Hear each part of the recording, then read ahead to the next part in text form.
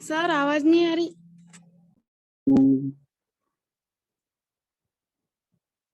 ॐ यां मेधां देवगणाः पितरचोपासते तया मामद्य मेधया मेधाविनं कुरु। ॐ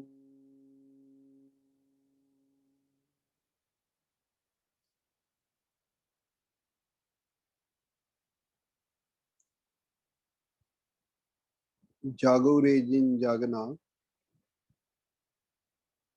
अब जागन की बार। ये मैं कई बार बोलता हूँ और ये जो पंक्तियां हैं, शब्द हैं, ये मुझे बहुत पसंद है क्योंकि इनमें बहुत गहरा रहस्य छुपा है। जागो रे जिन जागना, अब जागन की बार, फिर क्या जागे नानका, जब छोड़ चला संसार। अब प्रश्न ये है कि ये किसके जागने की बात हो रही है, किसके जगाने की बात हो रही है, किसके संसार छोड़कर जाने की बात हो रही है, ये संदेश किसके लिए है। आप सब लोग बोलेंगे हम तो जाग रहे हैं, और आप हमसे कहते हो कि जागो। तो यहाँ पर इस जागने का अर्थ क्या है? तो जब ये बात मैं कहता हूँ तो इससे पहले आपको एक कहानी भी सुनाना चाहूंगा। पहले भी मैंने सुनाई है, दोबारा सुनाता हूँ। एक बार बहुत पहले किसी राजा के नगर में एक राजा के जोशी ने राजा को ये बताया कि किसी विशेष ग्रह में, किसी विशेष समय में जो बच्चे पैदा होंगे उनमें से कोई बच्चा बड़ा होके उस राजा की हत्या करेगा। तो राजा ने क्या किया कि उस समय में जितने भी बच्चे हुए थे उसके नगर में, उन सभी बच्चों को राजमहल में मंगवा लिया। जब तक वे कुछ बड़े हुए उनका वही पालन पोषण किया, और बड़े हुए तो उन सबको एक कारागार में डाल दिया। और वो जो कारागार था वो कालगृह था, जहाँ रात को तो अंधेरा रहेगा ही, दिन में भी अंधेरा रहता था। उन सब बच्चों को वहीं पाला गया, वहीं उनको भोजन दिया गया, वहीं उनके रहने सहने का प्रबंध किया गया उस कालगृह में। जितने भी बच्चे थे, 15 रहे होंगे, 20 रहे होंगे, जितने भी थे, उन्होंने कभी बाहर का सूरज नहीं देखा था, सूरज का उगना नहीं देखा था, रात का चांद नहीं देखा था, फूलों का खिलना नहीं देखा था, चिड़ियों का चहकना नहीं सुना था। ऐसे ही धीरे धीरे वो लोग वहां बच्चे बड़े होते रहे। वो उस काल ग्रह को ही अपना संसार मानते थे। वहां पर जो उनका जीवन था, उनका जो समय यापन था, उसको ही जीवन समझते थे। जो उनके हाथों की हथकड़ियां थी उनको ही चमकाते थे, उनको ही अपने आभूषण मानते थे। उनमें एक व्यक्ति समझदार था। उसको लगता था कि कुछ मिसिंग है जीवन में, कुछ ऐसा है जो हम नहीं जानते। उसको लगता था कुछ तो है जो इस अंधेरे के पार है। उसी काल ग्रह में कुछ सीढ़ियां बनी थी जिन पे वो लोग बैठ जाते थे। कई बार सीढ़ियों पर बैठ के बातचीत करते थे। एक बार वो आदमी सीढ़ियों पर जब चढ़ा तो पहली सीढ़ी चढ़ा, दूसरी चढ़ा, तीसरी चढ़ा, चौथी पर चढ़ा। तो चौथी पर चढ़ने के बाद दीवार में कोई बहुत पतला छेद था, उसने वहां कान लगाया तो उसको बाहर से कुछ आवाजें सुनाई दी। उसको बहुत सी अजीब अजीब आवाजें सुनाई दी, जैसे कि पक्षियों के चहकने की, बच्चों के खेलने की आवाजें, किलकारियों की आवाजें। तो उसको बड़ा अजीब सा लगा। उसने कहा ये आवाजें कहाँ से आ रही हैं, ये क्या आवाजें हैं। एक सीढ़ी और चढ़ा, फिर एक सीढ़ी और चढ़ा। जो वो छठी छठी सीढ़ी पर चढ़ा तो उसने देखा एक छोटा सा छेद है दीवार में। उस आदमी की हाइट भी लंबी थी, कुछ कद बड़ा था बाकियों से। तो उसने देखा कि दीवार में कहीं बहुत छोटा सा छेद है, जिसमें से कोई बाहर की रोशनी भीतर आ रही है। उसको बहुत उत्सुकता हुई और उसने अपनी आंखें उस छेद पर लगा दी। तो वो चमत्कृत रह गया जो उसने बाहर देखा। वो देखता ही रह गया। उसने देखा कि बाहर तो उपवन है, जिसमें फूल खिले हैं, जिसमें बच्चे खेल रहे हैं। दिन के समय उसने देखा सूरज की रोशनी है, उसकी आंखें चौंधिया गई। कुछ समय बाद सांझ हुई, रात हुई, तो उसने देखा इस आसमान में चांद भी निकल रहा है। उस चमत्कृत रह गया, वो हैरान हो गया, ये क्या है, ऐसा तो कभी हमें बताया नहीं गया, ऐसा तो कभी हमने देखा नहीं कि हमारी दुनिया के बाहर भी कोई दुनिया है, जहाँ पर रोशनी है, जहाँ पर चांदनी है, जहाँ पर फूल हैं, जहाँ पर पक्षी हैं। ऐसा तो कुछ हमें कभी बताया नहीं गया, ऐसा कुछ हमने देखा नहीं। तो व्यक्ति वो सीढ़ी से उतर कर नीचे आया और बाकी लोगों को बताया कि देखो, जिसको तुम जीवन समझ रहे हो वो जीवन नहीं है, जीवन तो कुछ और है। उन सब लोगों ने उसका मजाक उड़ाया कि क्या बात कर रहे हो, इस जीवन से बाहर तो कोई जीवन हो ही नहीं सकता, जब से पैदा हुए हैं तब से यही देखते आ रहे हैं, यही हमने पैदा हुए हैं, यही हम मर जाएंगे, इसके बाहर क्या हो सकता है। उसका उन्होंने मजाक उड़ाया। ऐसा ही कुछ हमारे साथ भी हो रहा है। जो कुछ हम कर रहे हैं, क्या वो हम जागृत अवस्था में कर रहे हैं? क्या हमको पता है कि जिस अंधेरे में हम लोग रह रहे हैं, इस अंधेरे के बाहर कुछ प्रकाश भी है? जिस जीवन को हम जी रहे हैं, इस जीवन के बाहर कोई जीवन भी है? जिन मान्यताओं को हम मान रहे हैं, इन मान्यताओं के बाहर कुछ मान्यताएं और भी हैं। हम तो जीवन को इस तरह से जी रहे हैं जैसे कोई व्यक्ति सपने में जीता हो। हमें जीवन के जीने का अर्थ पता ही नहीं, पैदा होने का अर्थ ही नहीं पता, किस लिए इस धरती पर आए हैं इसका अर्थ ही नहीं पता। एक भगवान का रचना कर ली हमने अपने हिसाब से, परमात्मा भी अपने अपने बना ली, अपनी अपनी मूर्तियां गढ़ ली, अपने अपने धर्म बना लिए, अपने अपने मजहब बना लिए, अपने अपने पूजा पद्धति बना ली, अपने मजहब को, अपने धर्म को दूसरे के धर्म से बेहतर मानने लगे। मेरा भगवान तेरे भगवान से बेहतर है मानने लगे। और तो और हमने जातियां बना ली, मेरी जाति तेरी जाति से बेहतर है, मेरा धर्म तेरे धर्म से बेहतर है। धर्म में लाखों भगवान बना लिए, जातियों में भी भगवान बना लिए। ये मेरी जाति का भगवान है, मेरी जाति के भगवान का मंदिर बना लिया, उस मंदिर में उसकी आरती होने लगी। हम किस तरह जी रहे हैं, हम किस सपने में जी रहे हैं? क्या यही जीना है, क्या यही जागना है? इसीलिए किसी ने कहा, नानक ने कहा, जागो रे जिन जागना, अब जागन की बात। कब जागोगे? जागने का समय तो अब है, इस समय जागने का समय है। तुम सोचते हो कल जाग जाएंगे, परसों जाग जाएंगे, हमें कोई आके जगा जाएगा। जागो रे जिन जागना, अब जागन की बार, फिर क्या जागे नानका, जब छोड़ चला संसार।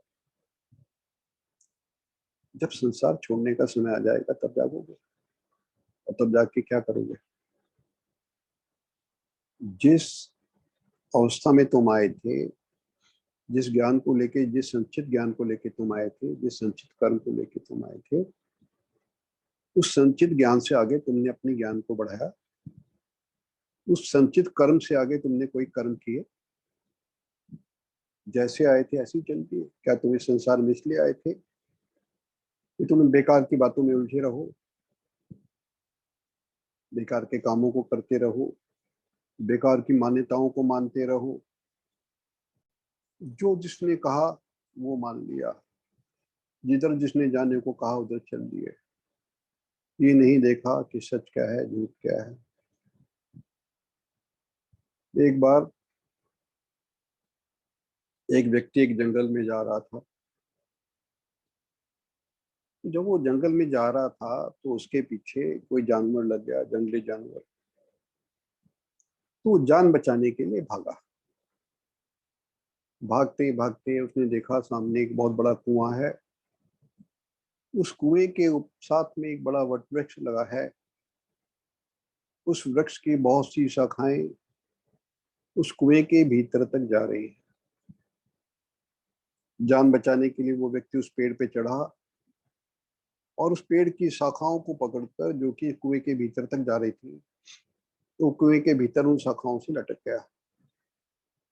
वो जंगली जानवर ने देखा अब तो उसको पकड़ने का कोई तरीका नहीं है, तो कुछ देर बाद वो चला गया। उस व्यक्ति को कुछ देर के बाद जब लगा कि अब ये जानवर चला गया है, तो उसने सोचा कि अब मैं बाहर निकलता हूँ। उसने नीचे नजर डाली तो कुएं की तलहटी पर विषैले नाग, विषैले सांप बैठे थे। जिस पल भी वो गिरता वो काल के गाल में चला जाता। वो ऊपर की तरह जो वृक्ष की डाल थी उसको पकड़ के चढ़ने लगा। अचानक क्या हुआ, उसने ऊपर देखा। जिस पेड़ की डाल को पकड़ के वो लटका था, बहुत मोटी डाल थी, लेकिन उसको दो चूहे काट रहे थे। ऊपर एक सफेद चूहा था, एक काला चूहा था, उसकी डाल को काट रहा था। उसने कहा चलो डाल तो मोटी है, लेकिन ये चूहे भी काट रहे हैं, जल्दी से निकला जाए। वो थोड़ा और ऊपर चढ़ा तो ऊपर से शहद की बूंदें इसके मुंह में गिरी। ऊपर कोई शहद का छत्ता था, उसमें से शहद की बूंदें टप टप करके टपक रही थी और उस आदमी के मुंह में गिरी। बहुत मीठा शहद था, इतना मीठा शहद तो उसने कभी खाया नहीं था। थोड़ा सा शहद खाया, फिर मन में आया कि अब निकला जाए, ऐसा ना हो कि वो जो चूहे मेरी डाल को काट रहे हैं वो काट दे। थोड़ा सा ऊपर चला, फिर शहद की बूंदें गिरी।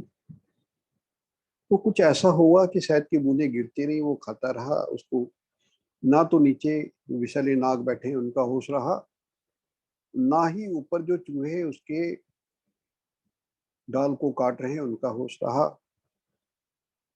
और क्या हुआ, कुछ समय के बाद उन चूहों ने उस डाल को काट दिया और वो गिर गया, काल के गाल में चला गया। यही शायद हमारे साथ भी होगा। जिस वृक्ष की डाल को पकड़ के तुम लटके हो वो तुम्हारा जीवन की डोर है।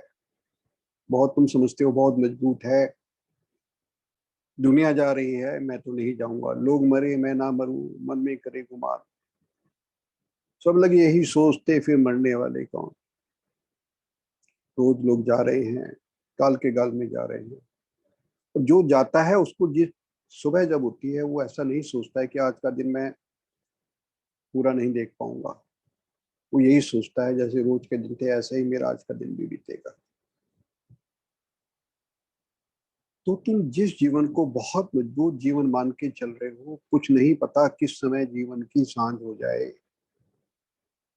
तो जागना है तो आज जागो, जागना है तो अभी जागो। कल का सोचोगे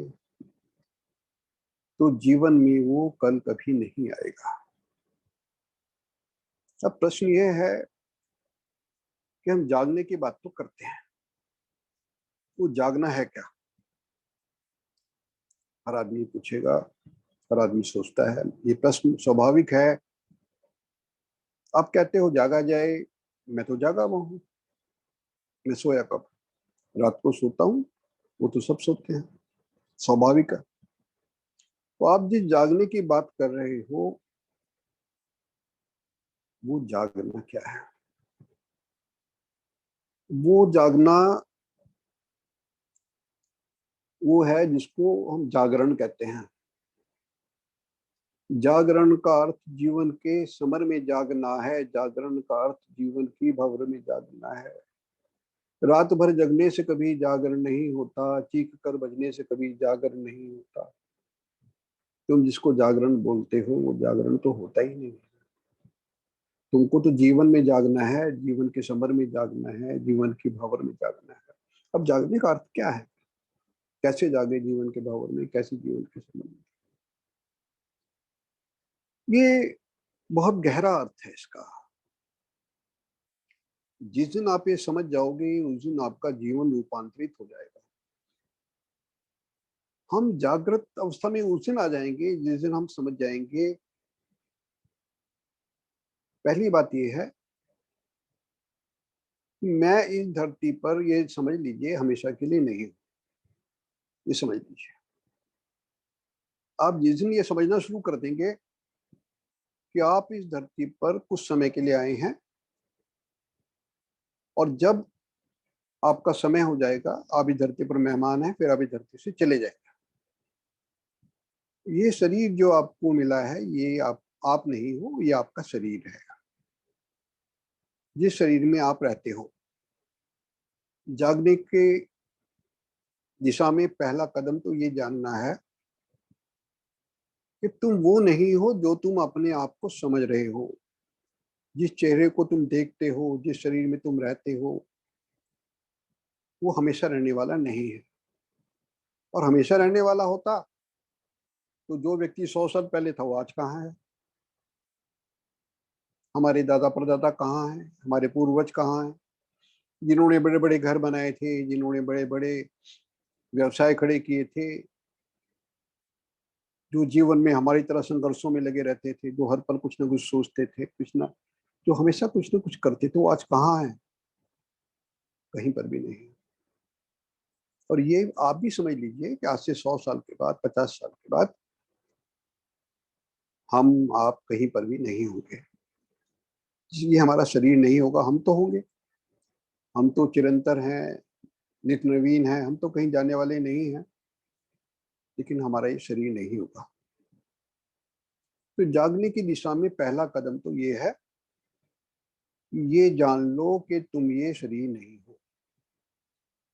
दूसरा कदम, ये जान लो कि शरीर नहीं हो तो क्या हो? चेतना हो। और चेतना इस शरीर में रहती है, और वो जो चेतना है वो परमात्मा का अंश है। ये उस जानने की, जागने की दिशा में, जानने की दिशा में दूसरा कदम है। मैं ये जान गया हूं कि मैं शरीर नहीं हूं। मैं ये जान गया हूं कि मैं परमात्मा का अंश हूं। मैं ये जान गया हूं कि मैं आत्मा हूं। अब जब आत्मा है तो आत्मा का इस जगत में आने का अर्थ क्या है? आत्मा इस जगत में, शरीर में क्यों आई है? जब तुम इस शरीर में आए थे, जब तुम्हारा इस शरीर में प्रवेश हुआ था, तो परमात्मा ने तुमसे कहा था, देखो, मैं ये तुमको शरीर दे रहा हूं, मैं तुमको माता पिता दे रहा हूं, मैं ये तुमको परिवार दे रहा हूं, मैं ये तुमको परिवेश दे रहा हूं, लेकिन ऐसा ना हो जैसे जा रहे हो वैसे के वैसे लौट रहो। इसमें कोई योग करके आना, उसी को योग कहते हैं। इस जीवन में, अपने ज्ञान में, अपने कर्म में कुछ योग करके आना। अब हमने योग क्या किया? हम उन चीजों का योग करते रहे जो हमारे साथ जानी नहीं है। हम रुपए पैसे का योग करते रहे, हम मकान बनाते रहे, हम जमीनें खरीदते रहे। जरूरी है, ये भी जरूरी है जीवन को चलाने के लिए, लेकिन कितनी, कितने महल बनाओगे? क्या सब में रह पाओगे? कितनी जमीन खरीदोगे? 2 गज जगह ही पाओगे। तुम कितने मकान खरीदोगे? कितनी जमीन खरीदोगे? जगह तो 2 गज चाहिए। तो ये जान जाना भी जागने की दिशा में एक कदम है। मैं शरीर नहीं हूं, मैं आत्मा हूं। मेरे को आत्मा में, अपने संचित कर्मों में, अपने आत्मा के संचित ज्ञान में योग करके जाना है, जिससे कि मैं अगला जन्म जो पाऊं, अगला शरीर जो पाऊं, वो कुछ योग मेरे को करने से। बुद्ध जो थे एक दिन में बुद्ध नहीं बन गए थे। जब महात्मा बुद्ध एक बुद्ध बने थे, तो उनके ना जाने कितने जन्मों के संचित कर्म थे जिससे वो बुद्ध बने थे। ऐसे ही जो हमारे अवतार हैं उनके बारे में भी ये कहूंगा, एक दिन में तो नहीं बने। जो भगवान महावीर है, एक दिन में भगवान महावीर नहीं बन गए थे। पता नहीं कितने जन्मों से भगवान महावीर बने थे। जो शंकराचार्य थे, एक दिन में शंकराचार्य नहीं बन गए थे। गुरु नानक एक दिन में गुरु नानक नहीं बन गए थे। कितने ही संचित जन्मों के कर्म थे, कितने ही संचित कर्मों के फल थे। तो अब उनको करना क्या है जागरण के लिए? तो ये आप समझ लीजिए, मैं आपको आध्यात्मिक स्तर पर बता रहा हूं जागरण का स्तर। वास्तव में जागरण कैसे होगा? आपकी दोनों आंखें खुली हैं और आप सोच रहे हैं कि मैं जागृत हूं, लेकिन आपकी जो असली आंख है, जो भीतर की आंख है, वो तो कभी खुली नहीं। कभी आपने खोलने की कोशिश ही नहीं करी। आपको पता ही नहीं कि कोई तीसरी भी आंख है। तो जिस दिन हम अपनी ज्ञान को बढ़ाते हैं, अपने अंदर के अध्यात्म को बढ़ाते हैं, अपने अंदर की चेतना को परिष्कृत करते हैं, और जब हम उस सीढ़ी को चढ़ते चढ़ते अपने छठे पायदान पर चढ़ के अपने तीसरे नेत्र पर पहुंच जाते हैं, उसको जागृत करते हैं, तो जागरण हो जाता है। उस दिन हम ये जान जाते हैं कि जीवन क्या है। उस दिन हम ये जान जाते हैं कि हम क्या हैं। उस दिन हम जान जाते हैं कि हमारा परिवेश क्या है, हमारा अस्तित्व क्या है। इसीलिए इसको शिव नेत्र भी कहा जाता है, इसीलिए इसको तीसरा नेत्र भी कहा जाता है, इसको आज्ञा चक्र भी कहा जाता है। तो ये जो हमारा तीसरा नेत्र है, जिसको हम आज्ञा चक्र कहते हैं, ये हमारी दोनों भवों के बीच, जो हमारी दोनों आईब्रोज हैं, इन भवों के बीच में चक्र होता है। ये इंडिगो कलर का होता है, बैंगनी रंग का होता है, और इसके 2 पेटल्स होते हैं। 2 पेटल्स, जैसे 2 आंखें हैं, ऐसे इसकी 2 पंखुड़ियां होती है इसकी। और हर चक्र का शारीरिक अर्थ भी होता है, आध्यात्मिक अर्थ भी होता है, मानसिक अर्थ भी होता है। तो ये जो हमारा आज्ञा चक्र है, तीसरा नेत्र है, इसका शारीरिक अर्थ क्या है?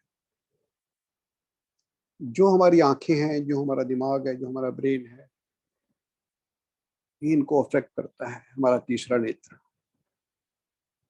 ये तो शारीरिक हो गया। मानसिक क्या है? मानसिक तो वो है कि अगर ये हमारा तीसरा नेत्र विकृत है, विकृति है इसके अंदर, तो हमारे मस्तिष्क जो है वो, जो उसके पूर्ण उसकी जो क्षमता है वो काम नहीं करेगी। हमारे मस्तिष्क के कंप्यूटर में जो क्षमता है वो पूरी तरह से काम नहीं करेगा। ये इसका मानसिक हो गया। अब मैं इसके आध्यात्मिक स्तर पर आता हूँ। बहुत गहन अर्थ है, बहुत गहरा अर्थ है, इसको आप समझ लें। ये जो हमारा तीसरा नेत्र है,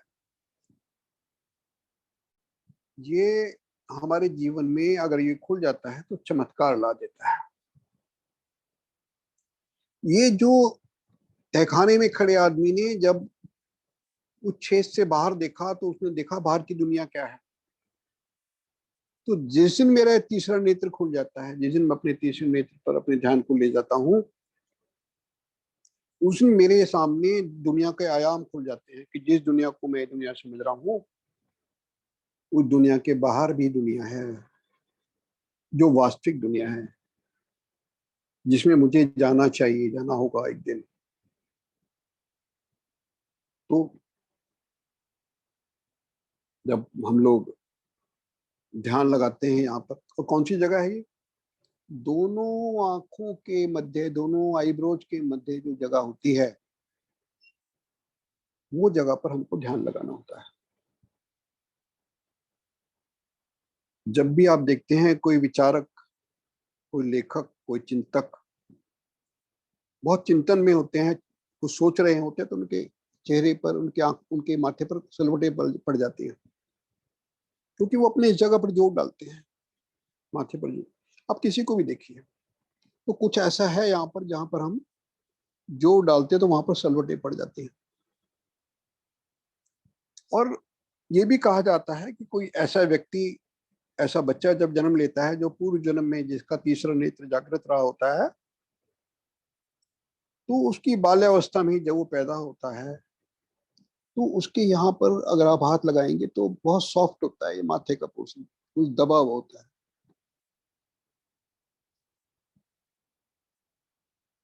तो इस जगह पर हमको ध्यान लगाना होता है। हमारे जो पूर्वज रहे, हमारे ऋषि मुनि रहे, उन्होंने इस बात को जाना और उन्होंने बताया कि यहाँ पर तिलक लगाना है। इस जगह पर तिलक लगाने से यहाँ पर ध्यान केंद्र करने का उन्होंने बताया। तिलक बेसिकली तो हमारा जो दोनों आईब्रोज के बीच में होता है, लेकिन थोड़ा सा, कई बार थोड़ा सा ऊपर भी ध्यान लगाया जाता है। और जो पुरुष थे वो तो भूल गए आमतौर पर, लेकिन जो स्त्रियां हैं हमारे यहाँ, स्त्रियों ने उस परंपरा को रखा। आज भी वो जो बिंदी लगाती हैं, जो स्त्रियां बिंदियां लगाती हैं, वो कहीं ना कहीं उसी परंपरा का निर्वाह कर रही है।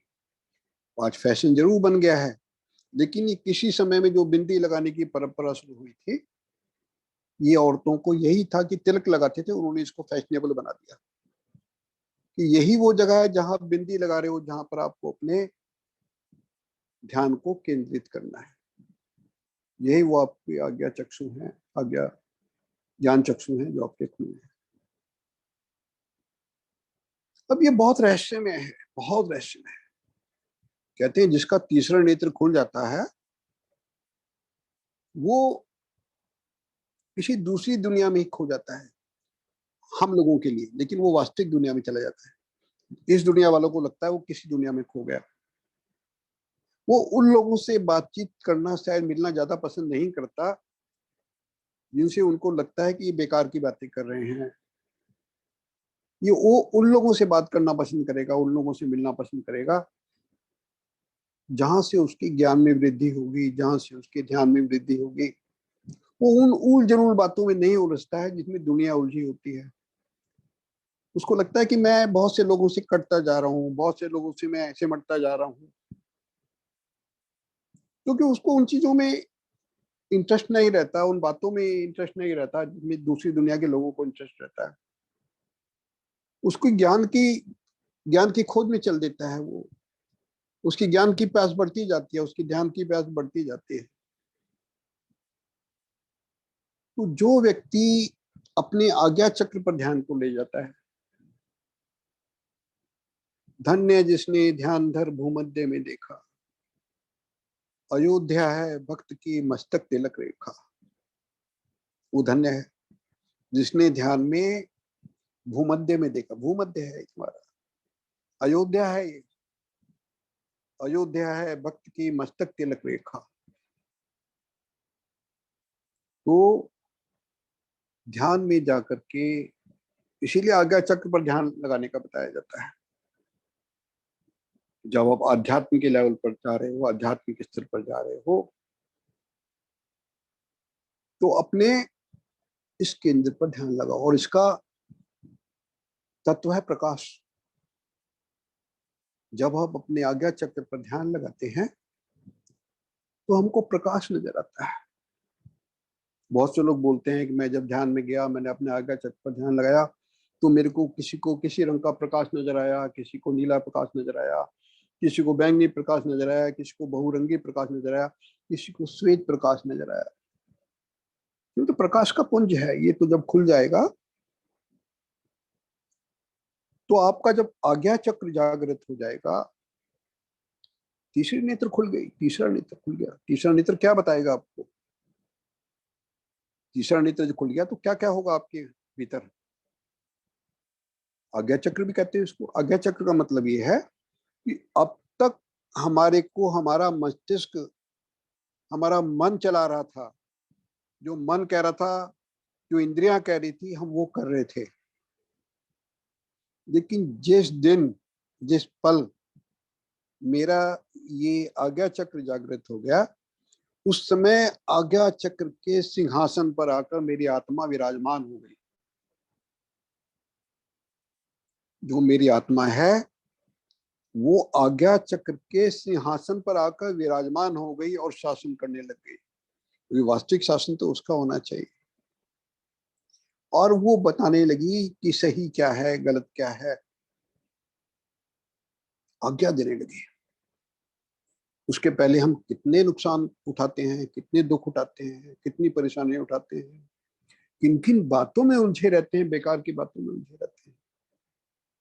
क्योंकि मन मन ने उलझा रखा है। मेरा मन, तेरा मन, इसका मन, उसका मन, जाने किस किस का मन। हम सबके मन को देखते हैं, सबके मन की परवाह करते हैं। लेकिन जिस दिन आत्मा यहाँ आके विराजमान हो गई, मन वन सब पीछे हट जाते हैं। जब राजा आके बैठ गया सिंहासन पर, तो पहले जो शरीर के पर राज कर रहे थे, मेरा मन शरीर का विनाश कर रहा था, मन का विनाश, अपना आत्मा का विनाश कर रहा था, अंतर मन का विनाश कर रहा था, बुद्धि का विनाश कर रहा था, वो मन जो है परे हट जाता है। तो आज्ञा, आत्मा आज्ञा देती है, ये करना चाहिए, तुमको ये करना है, तुमको वो करना है, ये तुम्हारे लिए सही है, ये तुम्हारे लिए गलत है, ऐसा करो, ऐसा मत करो। फिर आप वो करते हो जो आपको करना चाहिए, फिर आप वो नहीं करते हो जिन कामों में आप उलझे रहे। दुख है मुझको कुछ किया नहीं, जीवन को अब तक जिया नहीं, सबने जो चाहा किए गया, अपनी मर्जी से जिया नहीं। दुख है मुझको, सबने जो चाहा किए गया, जो मुझे करना चाहिए था, जो मुझे करना चाहिए था वो तो किया नहीं, जो सबने कहा मैं किए गया। अब प्रियतम को मन भीतर कर बाहों के बंधन में भरकर, दिन रात चरम संसर्ग प्रिय, मधु पीने का मन करता है, अब जीने का मन करता है। तो जब आत्मा अपने सिंहासन पर आकर बैठ जाती है, तो आप वो करते हो जो करने का मन था, जिसको करने के लिए तुम इस जीवन में आए थे, जिसको करने के लिए तुमने जन्म लिया था। बहुत जन्म बिछड़े थे माधव, ये जन्म तुम्हारे लेखे। बहुत जन्म बिछड़े थे माधव, ये जन्म तुम्हारे लेखे। हे माधव, हे गोविंद, हे मुरारी, मैंने कितने जन्म लिए, कितने जन्म लिए, तुमसे बिछड़ा रहा। बहुत जन्म बिछड़े थे माधव, जन्म तुम्हारे लेके। ये जो जन्म है, हे प्रभु, हे मेरे गोविंद, हे मेरे मुरारी, तुम्हारे नाम लिख दूं, अब तक नहीं लिखा, आगे का लिख दो। मेरे जो समय बचा है, मैं अपने कर्म भी करूं जो मुझे कर्म करने चाहिए, उन कर्मों से भी विरक्ति न करूं, लेकिन मैं जो प्रेम तुम्हारे लिए है, जो मेरे प्रियतम के लिए मेरे मन में प्रेम है, वो उंडेल दूं पूरा का पूरा अपने प्रभु के लिए, अपने परमात्मा के लिए, अपने मुरारी के लिए, अपने गोविंद के लिए। बहुत जन्म बिछड़े थे माधो, जन्म तुम्हारे लिए लिख दूं, अपने जीवन को तुम्हारे नाम लिख दूं। मेरा जीवन तेरे समर्पित प्रभु, जैसा चाहे, जहां ले चलोगे वहीं मैं चलूंगा, जहां नाथ रख दोगे वहीं मैं रहूंगा। प्रभु ऐसा कर दे, जहां तू ले जाए वहां मैं चलूं, जहां तू रख दे वहां मैं रख जाऊं, जैसा तू चाहे वैसा मैं करूं। मेरी बुद्धि को अपनी बुद्धि से मिला दे प्रभु, क्योंकि मुझे तो कुछ आता ही नहीं, मुझे तो कुछ पता ही नहीं है। मैं तो तेरे प्रकाश से प्रकाशित होता हूं। जैसे चंद्रमा सूर्य के प्रकाश से प्रकाशित होता है, उसी प्रकार जो मेरा समस्त प्रकाश है प्रभु, तुम्हारे प्रकाश से प्रकाशित होता है। मेरा तो कोई अस्तित्व ही नहीं है, मेरा कोई अस्तित्व नहीं है तुम्हारे बिना। तुम नहीं हो तो मैं कुछ हूं ही नहीं, अकिंचन हूं, कुछ भी नहीं। तुम्हारे प्रकाश से मैं चमकता हूँ, तुम्हारे तेज से मैं तेजस्वी हूँ, तुम्हारे ओज से मैं ओजस्वी हूँ। तुम्हारी जो सांस चलती है वो तुम्हारी ही प्राणवायु है, जो मैं बोलता हूँ तुम्हारी वाणी है, जो मैं सोचता हूँ तुम्हारे विचार। मैं सब कुछ तुमको समर्पण करूं, मेरा सब कुछ जो कुछ है सो तेरा, तेरा तुझको सौंप दूं, क्या लगे है मेरा। जब ऐसी भावना आ जाती है मन में, तो हमारा आज्ञा चक्र जागृत होना प्रारंभ हो जाता है।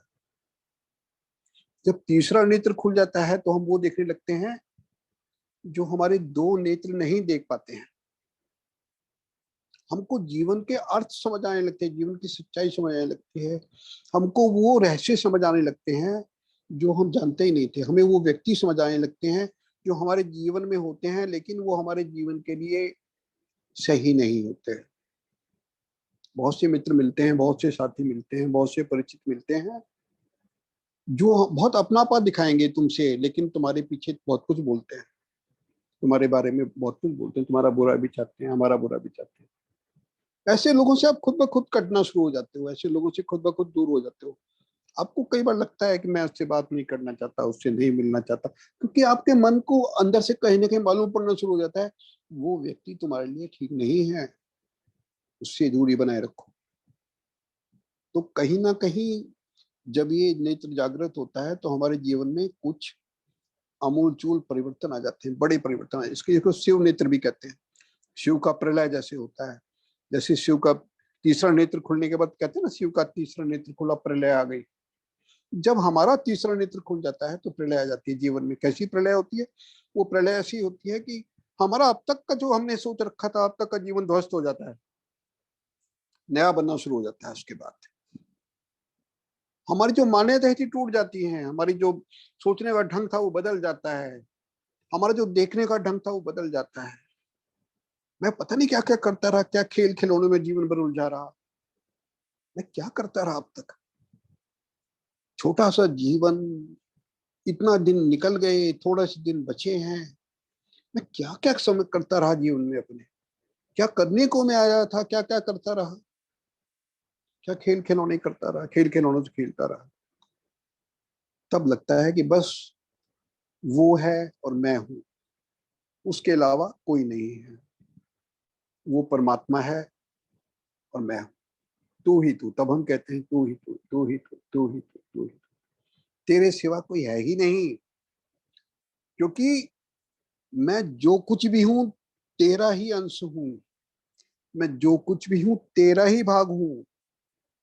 जब बूंद ये समझ जाती है कि तुम्हारा तो कोई स्वतंत्र अस्तित्व ही नहीं है सागर के बिना, तुम तो सागर में, सागर का एक छोटा सा अंश हो। लेकिन हमारा अहंकार देखिए कितना बड़ा अहंकार, हम मैं ही मैं ही मैं ही मैं ही मैं करते हैं, जबकि होना चाहिए तू ही तू, तू ही तू, तू ही तू, तेरे बिना कुछ भी नहीं है, जो कुछ है सो तेरा, जो कुछ है सो तेरा। ये बहुत ये जागने का, ये जागरण हुआ, ये जागने का अर्थ हुआ। इसको कहते हैं जागो रे जिन जागना, और जागन की बार फिर क्या जागे नाम का, अब छोड़ चला संसार। हम क्या करते हैं, जब जाने का समय आया, गीता आप सुना रहे हैं उसको, गीता का पाठ कर रहे हैं। गीता का पाठ तो उस दिन से होना चाहिए जिस दिन से बच्चे ने थोड़ा सा ज्ञान अर्जन शुरू किया, तब से गीता का पाठ होना चाहिए। ज्ञान तो तब से होना चाहिए। हम दे रहे हैं, वो जा रहा है बेचारा, हम गीता का पाठ सुना रहे हैं उसको, क्या सुनेगा वो? फिर क्या, जब छोड़ चला संसार, फिर क्या, क्या जगा, किसको जगा रहे हो? वो तो जाने वाला है, अब किसको जगा रहे हो? इसलिए जागो, कल से मत जागो, अब से जागो। उन मान्यताओं को, उन बेकार की बातों को अपने जीवन से दूर कर दो, जिन मान्यताओं ने तुम्हारे को कुंठित कर रखा है, तुम्हारी बुद्धि को कुंठित कर रखा है, तुम्हारे जीवन को कुंठित कर रखा है। ये देखो, ये समझो कि सत्य क्या है, ये समझो कि परमात्मा क्या है, ये समझो कि तुम क्या हो, ये समझो कि परमात्मा से जुड़ना कैसे है। बेकार की बातों को छोड़ दो। उसने ये कहा, मेरे पिता ने ये कहा, मेरी माता ने ये कहा, मेरे परिवार ने ये कहा, वो बुरा मानेगा, वो सही मानेगा, वो ऐसे पूजा करता है, वो वैसे करता है, जो जैसे करता है करने दो, करने दो। तुमको जो सही लगता है परमात्मा से जुड़ने के लिए, तुम वो करो, क्योंकि तुम्हारी आत्मा अब आकर के तुम्हारे सिंहासन पर बैठ रही है। वो तुमको बताएगी, दुनिया को मत देखो, दुनिया क्या कह रही है। ये है हमारा आज्ञा चक्र, बहुत रहस्यमय चक्र है, बहुत चमत्कारिक चक्र है। ये हमारे अध्यात्म का एक बहुत बड़ा केंद्र है।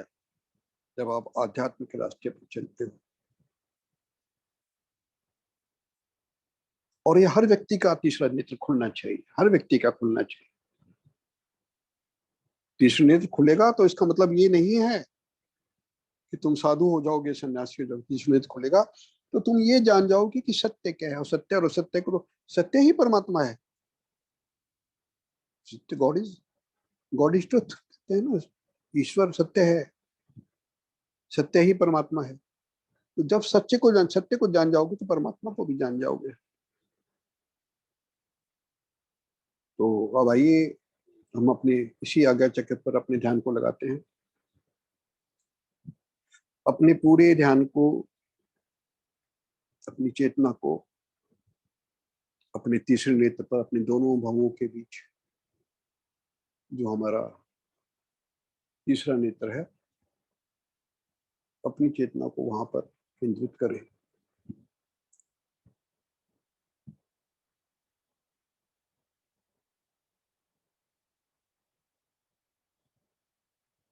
अपने पूरे ध्यान को, अपनी पूरी चेतना को अपने आज्ञा चक्र पर, अपनी तीसरे नेत्र पर, अपने दोनों भवों के बीच के केंद्र पर केंद्रित करें। ओ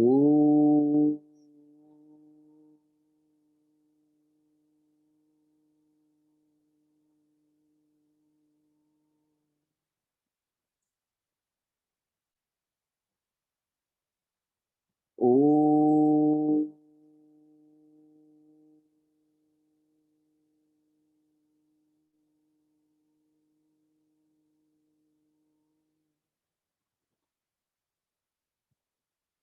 ओ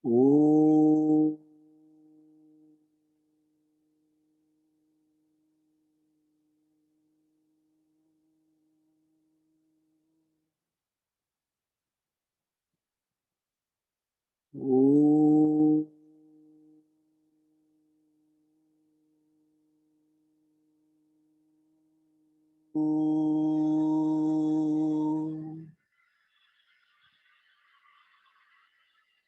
ओ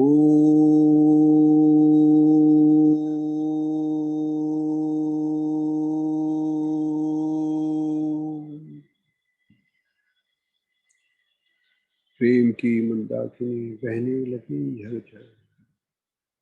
हिमालय बन गया मेरा शिखर, उदित हुआ सूर्य मम आकाश में, गंगा बही अविरल,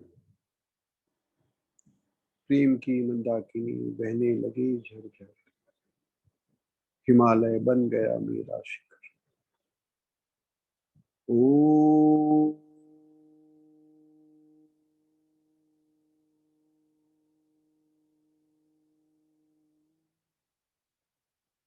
ओ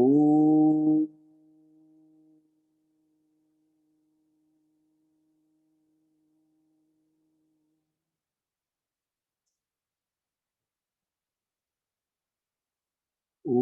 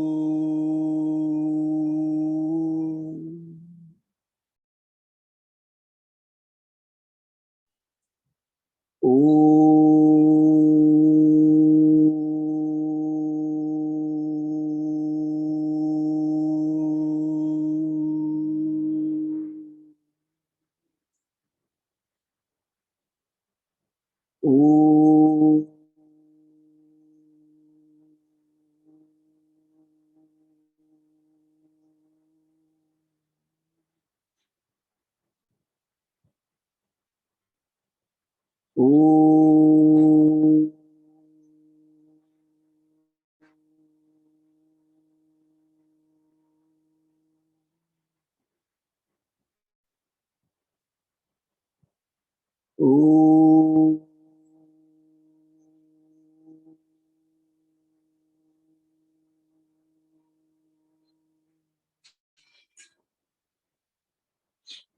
हरि ओम नमो नारायणाय।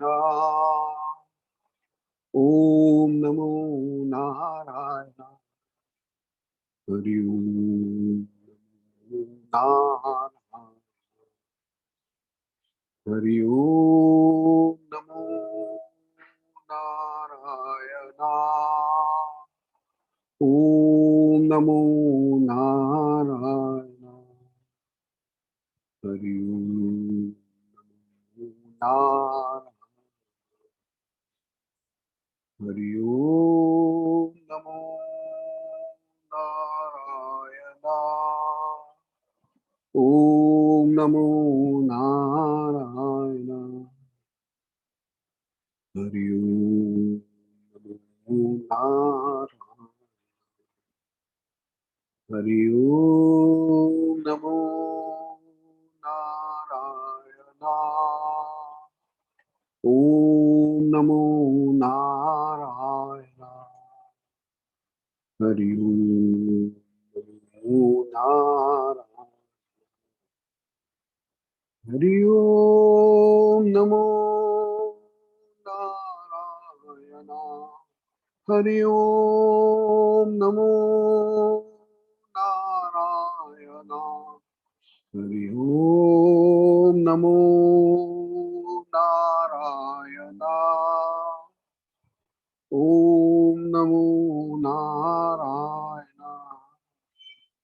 हरि ओम नमो नारायणाय। हरि ओम नमो नारायणाय। ओम नमो नारायणाय। हरि ओम नमो नारायणाय। हरि ओम नमो नारायणाय। ओम नमो नारायणाय। हरि ओम नमो नारायणाय। नारायण। नारायण नारायण नारायण